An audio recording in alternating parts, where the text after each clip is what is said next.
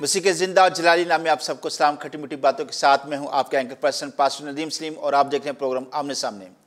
Viewers, election का समय है और पूरे पाकिस्तान में इस हम देख रहे हैं कि लोग पुरजोश हैं, अवाम पुरजोश हैं, कम्युनिटीज़ पुरजोश हैं और हर तरफ जो है वो हर पार्टी अपनी अपनी कैंपेन चला रही है। और इसी सारी कैंपेन में और इलेक्शन के इस सारे समाह में एक ऐसा तबका है जो जोशो खरोश के साथ साथ खामोश भी है और सोच विचार में भी है। जी, बात कर रहा हूँ मैं अपनी क्रिश्चियन कम्युनिटी की और मिनॉरिटीज़ इन पाकिस्तान। जब बात वोट की आती है तो वोट इज़ नॉट कि आप एक बॉक्स के अंदर अपना वोट कास्ट करें एंड दैट्स ऑल। ये आपकी काया पलट सकता है। आपका वोट मुल्क का नाम ना सिर्फ रोशन कर सकता है बल्कि मुल्क को बहुत ज़्यादा आगे तरक्की की तरफ भी लेकर जा सकता है। राइट इलेक्शन जो है और राइट सिलेक्शन ये बहुत मैटर करती है। लेकिन इसी सिलेक्शन और इलेक्शन में मिनॉरिटीज़ कहाँ पर हैं, आज उस पर बात करेंगे। और इसके साथ साथ हम एक ऐसे आज ग्रुप को भी सामने लेके आएंगे जिनका मुतालबा इस इलेक्शन के वाले से बहुत ही वैलिड है, बहुत ही ज़बरदस्त है। और वो 5 निकाती, बल्कि ये किसी ग्रुप का नहीं है, आई वुड लाइक टू से और डेफिनेटली आई वुड से कि ये मिनॉरिटीज़ का है।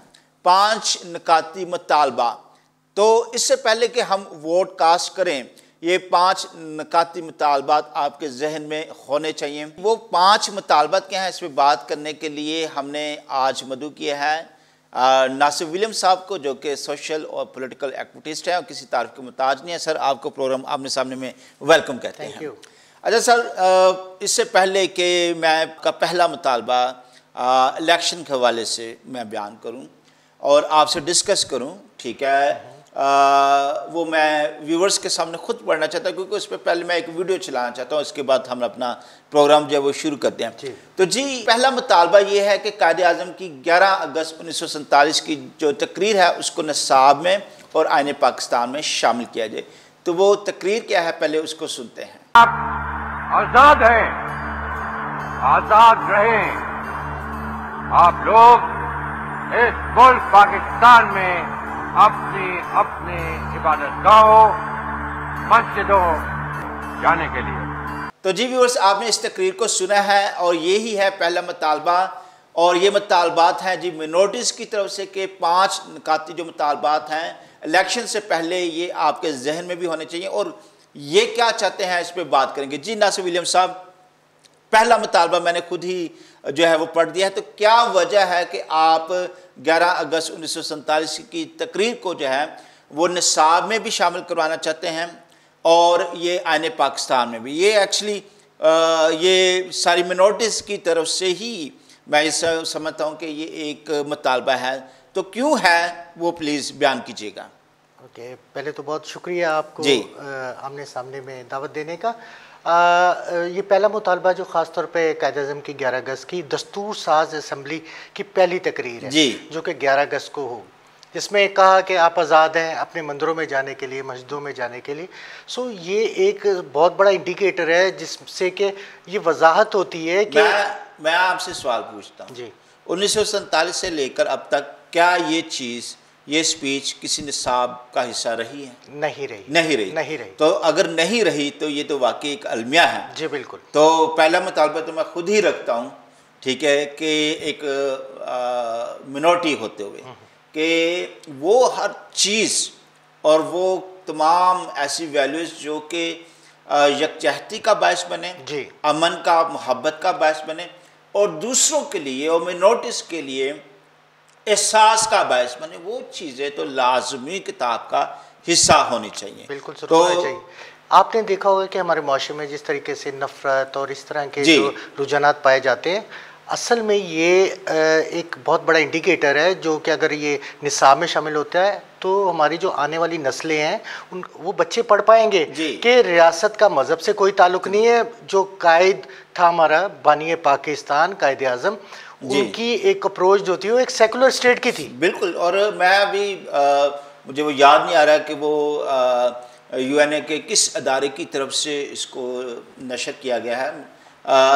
पाकिस्तान जो मुल्क है, कंट्री, इसको इंतहाई कंसर्न्स वाली कंट्रीज़ की लिस्ट में डाला गया है, ठीक है। तो यही वो चीज़ें हैं या यही वो इश्यूज़ हैं जिसकी वजह से मुल्क जो है वो बदनाम होता है और इंतहाई कंसर्न्स वाली कंट्रीज़ में इसको शामिल किया जाता है। तो हम सब ने मिलकर ही इन चीज़ों को जो है वो रेडिकेट करना है, ख़त्म करना है। नदीम साहब, हम तो ये समझते हैं कि बदलेगी सोच तो बदलेगा पाकिस्तान। असल में जो है ना, सोच बदलनी है।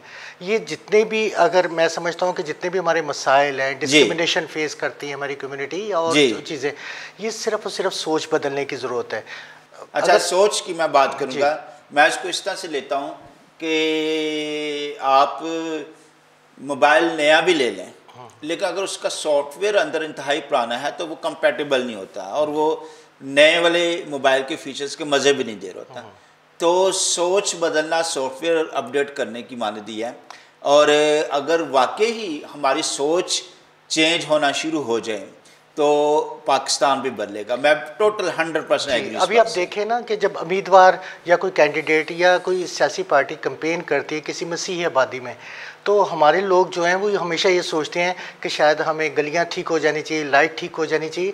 मतलब इनफरादी सोच से हम लोगों ने सफ़र शुरू करना है, से बाहर निकलना होगा, बिरयानी से, स्ट्रीट लाइट से, गटरों से, इन चीज़ों से बाहर निकलना होगा। और इनको ये भी पता होना चाहिए कि मतलब ये जो जिम्मेदारी है ये लोकल गवर्नमेंट की है, ना कि वो एमपीए या एमएनए की जो कि आपके पास वोट के लिए आ रहे हैं। जी। सो जो एमपीए एमएनए जो है वो उनका काम है कानून साजी करना। हमारी 3 बातें हैं बहुत इंपॉर्टेंट। पहली चीज़ तो कानून साजी होनी चाहिए, और जो कानून बन गया उस पर अमल दरामद होना चाहिए। और सियासी पार्टियों से हम हमेशा ये इस बात पे इंसिस्ट करते हैं कि वो लोग जो अपने मैनिफेस्टो में ये हमारे मुतालबात शामिल करें। मैं व्यूवर्स को मैं ये बात भी समझाना चाहता हूँ कि इनफैक्ट ये जो मुतालबात हैं, ठीक है, ये गवर्नमेंट के आगे नहीं रख रहे हम, ये जितनी सियासी जमायतें हैं ये उनके आगे रख रहे हैं। और आप लोगों के आगे रखने का मकसद भी यही है कि मुल्क का भला हो। जी बिल्कुल। It's not all about the minorities, ठीक है। इन चीज़ों को अडॉप्ट करने से हमारा मुल्क ही प्रोग्रेस की तरफ जाएगा और अच्छी चीज़ें डेवलप होंगी, अच्छी सोच डेवलप होगी। ऐसी वो एहसास कमतरीज के शिकार जो लोग हैं या मिनॉरिटीज़ हैं उनकी एहसास कमतरी दूर होगी और लोगों के अंदर एहसास मोहब्बत पैदा होगा। जब इस कंट्री में जो मेजॉरिटीज़ हैं वो मिनॉरिटीज़ के लिए एहसास मोहब्बत का जज्बा रखेंगे तो बहुत सारे इश्यूज जो हैं मैं नदीम साहब हल हो जाएंगे। नदीम साहब, मैं आपको बताऊं कि पिछले साल हम लोगों ने एक ये तहकीकी जायज़ा जो है पेश किया जिसमें वफाओं का तकाजा, इसमें वो प्रॉमिसेस जो वो वादे जो सियासी पार्टीज़ अपने वोटर्स के साथ करते हैं, तो हमने जब इसका तमाम मेन स्ट्रीम पार्टीज़ का तहकीकी जायज़ा पर गौर किया तो हमें नज़र आया कि इम्प्लीमेंटेशन जो है वादों की वो वफा की तरफ नहीं थी। तो फिर हमें ये ख्याल आया 100 में से कितने वादे आप समझते हैं कि नहीं में 2 to 3% आप कह सकते हैं कि उस पर इम्प्लीमेंटेशन हुआ। असल में सिर्फ 2 से 3% जी वादे वफा। तो हम यही कहते हैं कि वादों ये जो वफाओं का जो है ना तकाजा ये है कि सबसे पहले हमारी भी क्लैरिटी होनी चाहिए, वोटर की भी क्लैरिटी होनी चाहिए कि हम मुतालबात कौन से जो है सियासी पार्टीज़ के सामने रख रहे हैं। और वो सियासी पार्टीज़ के सामने जब हम लोगों ने मुतालबात रखे तो उन्होंने अब जैसे मुत्तहिदा कौमी मूवमेंट पाकिस्तान ने 4 मुतालबात जो है हमारे अपने मैनिफेस्टो में शामिल किए 2014 के इलेक्शन में। तो मेरे ख्याल में ये हमारी एक अचीवमेंट है। और हम ये भी कहते हैं कि जो वोटर जो है वो ताकत का हकीकत में सरचश्मा है, जो कि हकीकी तब्दीली की आपने बात की। ये वोट जो है आपका इतना कीमती है कि ये आने वाले जो 5 साल है उसमें इस मुल्क की तकदीर का जो है फैसला करेगी, तकदीर का फैसला करेगी। बिल्कुल है। तो बिल्कुल ये बात वाज़ह हमें भी समझ में आ रही है, व्यूअर्स को भी समझ आ रही है कि जो कायद-ए-आज़म की तकरीर है उसको निसाब का और आईने पाकिस्तान का हिस्सा जो है वो क्यों बनाना चाहिए। और काश के सियासी जमायत में जितनी भी सुन रही हैं उनमें से कोई ना कोई इसकी पहल करे इस चीज़ को अडॉप्ट करने के लिए। तो जो दूसरा आपका जो एक मुतालबा है, ठीक है, शायद मैंने उसका ऑर्डर जो है वो चेंज इसलिए किया है ताकि मैं प्रायोरिटीज़ पे बात कर सकूं। वो है कम उम्र की शादी और जबरी मजहबी तब्दीली की जो रोकथाम का कानून है उसकी अभी तक प्रॉपर कानून साजी नहीं की गई। और अगर कोई बिल पेश किया भी गया है तो उसको कंडेम कर दिया गया, उसको रिजेक्ट कर दिया है, उसको रद्द कर दिया गया है।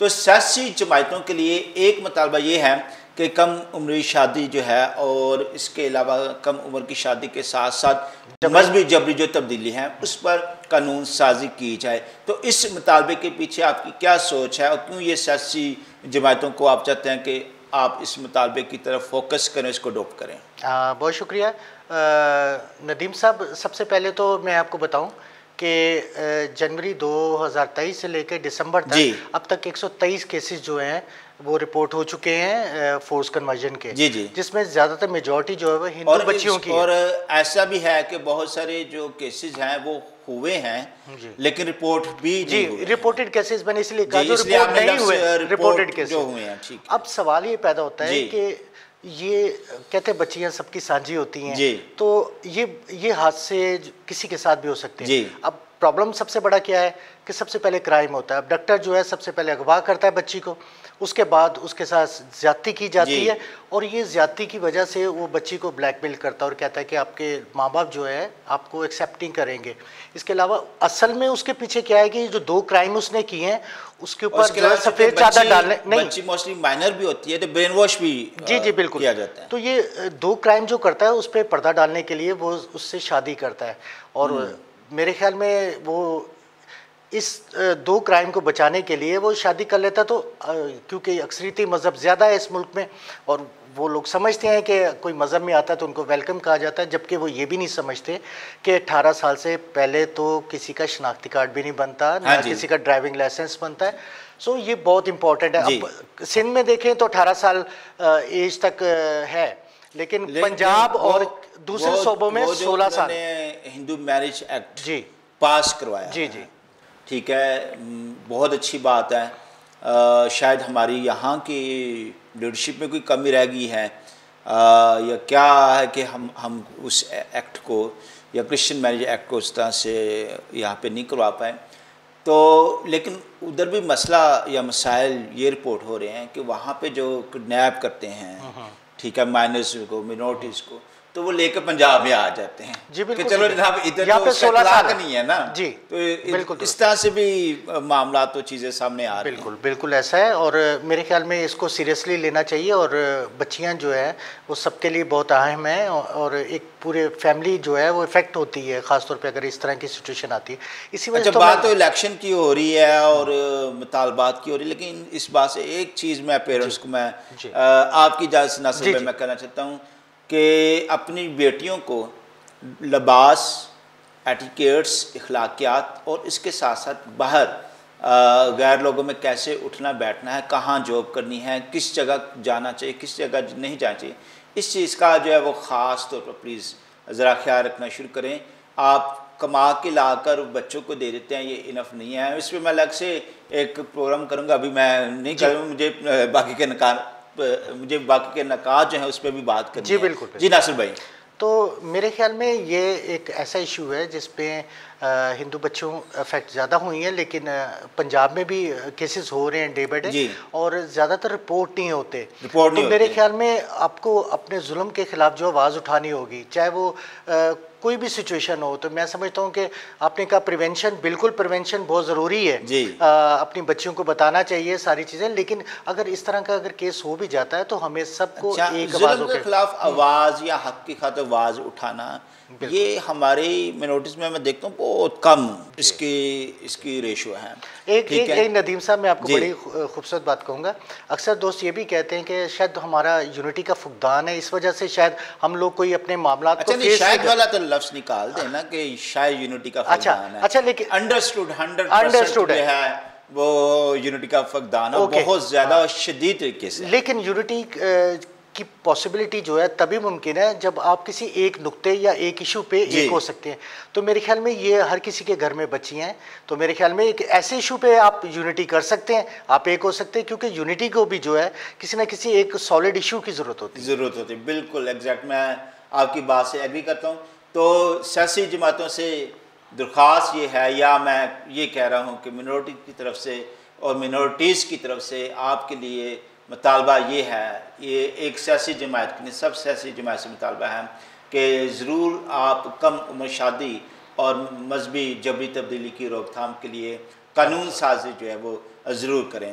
और अंधाधुन वोट डालना हमारी जो लोग करते हैं, आप भी इस प्रोग्राम को देखो ज़रूर, अपना जहन और अपनी सोच को भी ओपन कीजिएगा। अच्छा, एक बहुत ही अहम मुतालबा, अच्छा ये तो एक ऐसा मुतालबा है कि जिसमें सारी मुतालबात मैं समझता हूँ जम हो जाते हैं, ठीक है। तकरीबन वो ये है कि chief justice supreme court Tassaduq Hussain Jillani के 19 जून 2014 के फैसले पर बाअख्तियार कमेटी बनाई जाए जो अपनी अमल दरामदी रिपोर्ट पर 3 माह बाद पार्लियामेंट में पेश करें। अच्छा, क्यों ज़रूरत पेश आ गई कि चीफ जस्टिस के फैसले पर बाअख्तियार कमेटी बनाने का सोच भी रहे हैं और मुतालबा भी पेश कर दिया है, और क्यों पार्लियामेंट से हर 3 माह बाद इसकी रिपोर्ट तलब करना चाह रहे हैं? क्या है जी चीफ जस्टिस की इस फैसले में, ज़रा व्यूवर्स को बताइएगा प्लीज़।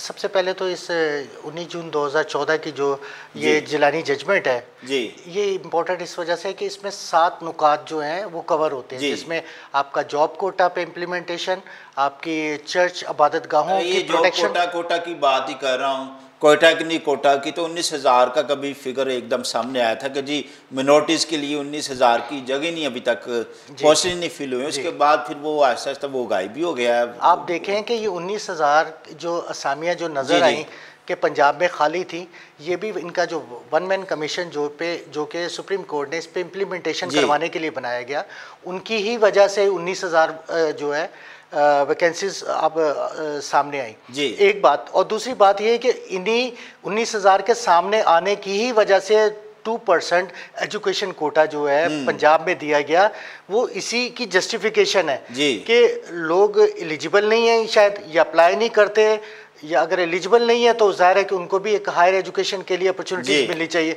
तो एजुकेशन का जो 2% कोटा जो पंजाब में दिया गया, मेरे ख्याल में ये यकीनी बात है कि ये इसकी वजह से ये कि 19,000 वैकेंसियाँ जो है वो खाली थी। बिल्कुल बिल्कुल। अच्छा, ये तो एक पहली चीज़ थी कोटा की, ठीक है। और क्या क्या इसमें चीज़ें हैं उसके अलावा इस फैसले में? उसके अलावा ये है कि कोई भी अगर क्रिमिनल केसेस वगैरह किसी मिनॉरिटीज़ के लोगों पे होते हैं तो आपने उनके प्रोटेक्शन के लिए कुछ ना कुछ अमली इकदाम करने हैं। तो आप जैसे देखेंगे कि अभी पंजाब में आपने देखा होगा कि जड़ावाला के वाक़े के बाद जो है आपने मिसाक सेंटर देखे जी। मिसाक सेंटर बहुत ही अच्छा कदम है जी, बहुत ही अच्छा स्टेप है गवर्नमेंट ऑफ पंजाब का, and we really appreciate government of Punjab और IG पंजाब एज वेल। जी बिल्कुल। तो ये मेरे ख्याल में ये जो बहुत इम्पोर्टेंट ऐसे नुकात हैं जिन पे के गौर करने की और इनको फॉलो करने की और इनके ऊपर जो अच्छा, है जी लोग इस बात को सुन भी रहे हैं, न सब अगर कोई क्रिमिनल केस हो तो मिसाक में ही क्यों जाएं, ये लोगों को बताइएगा ज़रा। हाँ, मिसाक में इस वजह से जाएं कि वहाँ का जितना अमला है वो चाहे इंस्पेक्टर हो या सब इंस्पेक्टर हो, जो भी हैं वो सारे के सारे मिनॉरिटी से ताल्लुक़ रखते हैं और वो इश्यूज ज़्यादा बेहतर तरीके से जानते हैं बनिस्बत के मेजॉरिटीज़ के। तो वो अक्सर जो लोग शिकायत करते हैं कि रिपोर्ट करान गए थे गाली अगो काटे थी या गालियाँ पे आ गया, तो वो चीज़ ना होने के बराबर उनको फेस करना एड्रेस हो जाएगी। जी जी बिल्कुल, दैट्स वंडरफुल, दैट्स वंडरफुल। अच्छा, इसमें जो पेशावर वाला एक वाक़या हुआ था और हमारे बहुत से लोग शहीद हुए थे, तो उस वाले से भी इसमें कोई चीज़ शामिल है? हाँ जी बिल्कुल। आप देखें कि ये जो जिलानी जजमेंट जो है 19 जून 2014 ये पेशावर वाक़े के बाद ही उस पर सीरियस लिया गया और इसको समझा गया कि ये मसला है। तो ये जिलानी जजमेंट जो आई है सुप्रीम कोर्ट की, ये बड़ी एक लैंडमार्क जजमेंट है और इस जजमेंट के तहत जो है ये तमाम नकात को एड्रेस किया। और इसके अलावा में क्रिश्चियन जो स्कूल है जहाँ हमारे बानी पाकिस्तान कायद आज़म मोहम्मद अली जिन्ना ने इब्तदाई तालीम हासिल की, उस क्रिश्चियन स्कूल में उसके मैटर को भी इसमें जो है वो रखा गया है। और फिर हमारे जो हिंदू बरादरी है उनको और टेम्पल्स वगैरह को भी इसमें ख़ास तौर पर जो रखा गया कि उनका जो तक़द्दुस है वो पामाल जो ना कि, तो ये तो इतनी अच्छी। फिर हेट मटेरियल हमारा मसला है, हेट मटेरियल जो कंटेंट जो सिलेबस में पाया जाता है, ये जड़ है, मैं समझता हूं असल में जड़ है। हेट मटेरियल से ही जहन जो है वो तब्दील होते हैं और वहीं से मैं बोन ऑफ कंटेंशन कहूँगा, जो हेट मटेरियल है वो बोन ऑफ कंटेंशन है सारे मसाइल की। तो क्या समझते हैं कि इस पर किस किस्म की बाअख्तियार कमेटी बैठनी चाहिए? वो इस वजह से क्योंकि हम फॉलो करते हैं हमेशा इस जजमेंट की इम्प्लीमेंटेशन को, तो इस पे जो इम्प्लीमेंटेशन हुआ है हमारे हिसाब से तकरीबन को 20% हुआ है। मतलब उसमें शायद कोई पेपर वर्क भी हो सकता है, उसमें बहुत सारी और चीज़ें हो सकती है। तो हम ये समझते हैं अगर इसकी जजमेंट की रूह से अगर इस पे बेहतर तरीके से और ज़्यादा इम्प्लीमेंटेशन किया जाए तो हमारे बहुत सारे मसाइल जो हैं वो इसके साथ जुड़े हुए हैं जो कि हल हो सकते हैं। जी, तो तीसरा जो मुतालबा है मिनॉरिटीज़ की तरफ से तमाम सियासी जमातों के लिए वो यही है कि chief justice supreme court Tassaduq Hussain Jillani की जो एक जजमेंट है, ठीक है, उसके लिए बाकायदा तौर पर आप बाअख्तियारी कमेटी बनाएं ताकि उस पर बेहतर तौर पर अमल दरामद करवाया जा सके और जो पार्लियामेंट है वो इसकी हर 3 माह बाद रिपोर्ट भी जो है वो कौम के सामने रखे। That's really wonderful. अच्छा, चौथा मुतालबा आपका एक है कि दिलासे नहीं हकूक़। खैर ये तो हर बंदे का ही एक, मैं सोचता हूँ हर बंदे की आवाज़ है कि दिलासे नहीं हकूक़। अक़लियतों के बाअख्तियार वफाकी और सूबाई कमीशन बज़रिया कानून साजी बनाई जाए, इसको बयान कीजिएगा। ये क्या मुतालबा है और क्यों आप सियासी जमातों के आगे रखना चाहते हैं? ये इस वजह से रखना चाहते हैं कि जैसे आपने देखा कि मिसाक सेंटर के बहुत सारी अफादियत आपको नजर है, इस तरीके से सूबाई सतह पे और वफाकी सतह पे मिनॉरिटीज़ के कुछ ऐसे इश्यूज़ हैं जिनको के हल करने के लिए मिनॉरिटीज़ के लोगों को साथ सर जोड़ के बैठने की ज़रूरत है और उनको देखने की ज़रूरत है। सो ये हम ये कहते हैं कि एक बाइख्तियार नेशनल कमीशन फॉर मिनॉरिटी बनाया जाए, सूबाई सतह पे भी और वफाकी सतह पे भी। उसका सबसे बड़ा बेनिफिट ये है कि आप लोगों की सोच को एकदम तब्दील नहीं कर सकते, लेकिन अगर आप पॉलिसी रिफॉर्म पे काम करते हैं या आप कानून साजी पे काम करते हैं तो वो नहायत ही वो दूर रस उसके नताइज बरामद हो सकते हैं।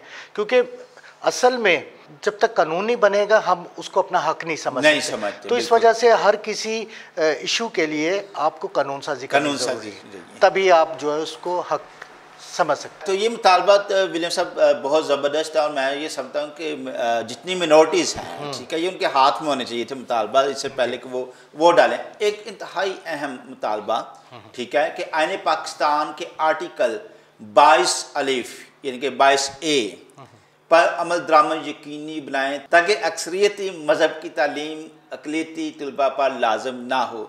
अच्छा, ये अगर मैं अंग्रेज़ी में भी एक दफ़ा पढ़ दूँ इस आर्टिकल को तो बहुत से लोगों की समझ में आ जाएगी। जी, आर्टिकल 22A है, ये कॉन्स्टिट्यूशन ऑफ पाकिस्तान का है कि no person attending any educational institution shall be required to receive religious instructions or take part in any religious ceremony or attend religious worship if such instruction, ceremony or worship relates to a religion other than his own। बहुत ही ज़बरदस्त मुतालबा है और जायज़ मुतालबा है और इस पर अमल दरामद बहुत देर पहले से हो जाना चाहिए था, ठीक है, कि हम अपने स्कूलों में, अपने कॉलेजेस में, अपनी यूनिवर्सिटीज़ में हमें हमारी जो मज़हब की तालीम है, मजहबी तालीम है और अखलाकी तालीम है वो टीच की जानी चाहिए, ना कि दूसरी हम पर इम्पोज जो वो की जाए। तो क्यों आप किस सोच से इस मुतालबे को सामने रखे हुए हैं, इस पर क्या कर रहे हैं, ये व्यूअर्स को बताइएगा। बिल्कुल। अच्छा नदीम साहब, सबसे पहले तो एक तो एंगल ये है कि जो बच्चा है उसको उसकी मजहबी तालीम दी जाए। इसका एक दूसरा एंगल भी है जी। वो ये कि एक तो आर्टिकल 22A की जो रूह है वो ये कहती है और ज़मानत देती है मिनॉरिटीज़ को कि बच्चों को वो तालीम ना दी जाए जो उनका मज़हब नहीं है। इसका मतलब ये हुआ कि ये एक तो आपको पता है जैसे कि पाकिस्तान के सिलेबस में इस्लामिया जो है एक लाजिमी मजमून है, कंपलसरी है, तो इसका मतलब ये हुआ कि उन बच्चों को पढ़ना पड़ेगा। अब मसला सबसे बड़ा एक और भी है जिस पे गौर करने की ज़रूरत है। आपको उर्दू में कंटेंट मिलेगा मजहबी, आपको इंग्लिश में कंटेंट मिलेगा मजहबी, आपको फिजिक्स माशरती इल्म में कंटेंट मिलेगा। तो आप इस आर्टिकल की आप खिलाफवर्जी कर रहे हैं, आप वायलेशन कर रहे हैं और आपको ये समझना चाहिए कि यहाँ पर मैं रोक कर कुछ कहना चाहूँगा, ठीक है। आर्टिकल 22A को पढ़ कर तो दिल रंजीदा हुआ है मेरा, ठीक है, खुश नहीं हुआ, रंजीदा हुआ है ये सोच के कि मैं उन बुक्स, उन टेक्स्ट बुक्स को मैंने खुद अपने हाथों में पढ़ के देखा जो कि 9th और 10th के लिए थी और वो अखलाकियात की किताब थी जी। और इंग्लिश टेक्स्ट बुक थी। अब मैं पहले इंग्लिश टेक्स्ट बुक की बात करूँगा। In context with 22A, article 22A के वहाँ पर जो थे उस बुक के अंदर तमाम जो त्यौहार थे वो शामिल थे। उसमें चाइनीज़ त्यौहार भी शामिल था, एक चैप्टर था जिसमें चाइनीज़ त्यौहार भी शामिल था और उसमें फिर क्रिसमस का त्यौहार भी शामिल था। और अफसोस की बात ये है, अफसोस की बात कि जिसे अहले किताबें बोलते हैं, वो उस नए एडिशन में क्रिसमस के त्यौहार को निकाल दिया गया और चाइनीज़ का त्यौहार रहने दिया गया। और बात हम कर रहे हैं आर्टिकल 22A की। ये हमारे लिए, हमारी लीडरशिप के लिए लम्हा फ़िक्र है। और इसी तरह से अखलाक़ात की जो बुक है वो मिनॉरिटीज़ के लिए है, ठीक है। मैं आपसे इख्तिलाफ करूँगा, मिनॉरिटीज़ के लिए नहीं होनी चाहिए। इखलाकियत का फुकदान तो हमारे पूरे मुल्क में नजर आता है, सियासत में नजर आता है, हमारे आपको इसमें मैं मेरे मुआशरे में नजर आता है। 100% नंबर आपके साथ है, मैं टोटल एग्री करता हूँ। लेकिन मैं वो इखलाकियत की किताब की तरफ जाए, बहुत एक अहम चीज़ बयान कर रहा हूँ कि तमाम दुनिया के मज़ाहिब उसमें शामिल हैं। उसमें बुद्ध मत शामिल है, उसमें ज़रतुश्त शामिल है, उसमें दूसरे और मज़ाहब भी शामिल हैं, लेकिन उसमें क्रिश्चियनिटी का मज़हब शामिल नहीं है जो कि पाकिस्तानी मिनॉरिटीज़ के लिए है। तो ये एक बड़ा अफसोसनाक अलमिया है। मुझे नहीं पता कि अब नई अखलाकियात की किताब में क्या होने जा रहा है। वेरी सैड थिंग कि उस अखलाकियात की किताब में, क्योंकि मैं खुद वो टीच करता हूँ वो बुक, ठीक है, मैं आपके साथ नदीम साहब मैं आपके साथ शेयर करता हूँ जी कि सुकड़ती ज़मीन खुला आसमान, अगर ज़मीन सुकड़ती है तो खुलता भी आसमान। ये बहुत जल्द जो है ये आप मार्केट में देखेंगे। और रही बात जहाँ तक आपने कंटेंट में हेट मटेरियल की या वार को किस तरीके से ग्लोरीफाई किया जाता है या किस तरीके से आप डिस्क्रिमिनेशन जो है आपके सिलेबस में नज़र आती है, तो उस पर भी हम लोग अभी स्टडीज़ रिसर्च जारी है। तो बहुत जल्द हम तकरीबन कोई मार्च तक एक स्टडी लॉन्च करेंगे जिसमें पहली जमात से लेके 10वीं जमात तक जो कंटेंट है जी उसका हम एनालिसिस कर रहे हैं, उसका तहकीकी जायजा ले रहे हैं।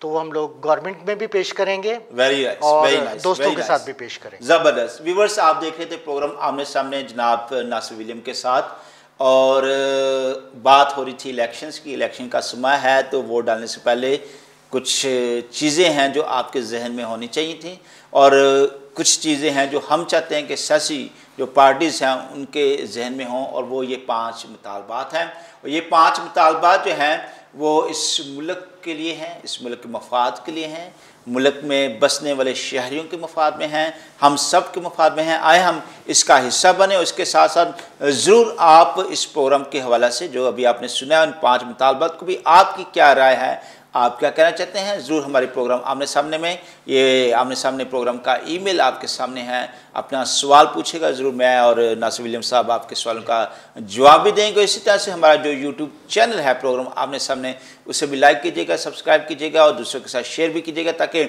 ये ज़बरदस्त खूबसूरत बातें आप भी सीखें और दूसरे भी सीखते रहें। तो thank you so much Nasir William साहब, आपकी आमद का और खूबसूरत वक्त का बहुत बहुत शुक्रिया। खुदा आपको बरकत दे।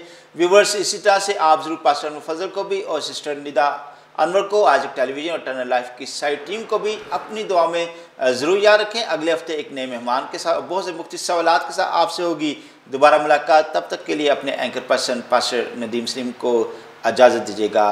खुदा हाफिज़। मैं भी पाकिस्तान हूँ, पाकिस्तान जिंदाबाद।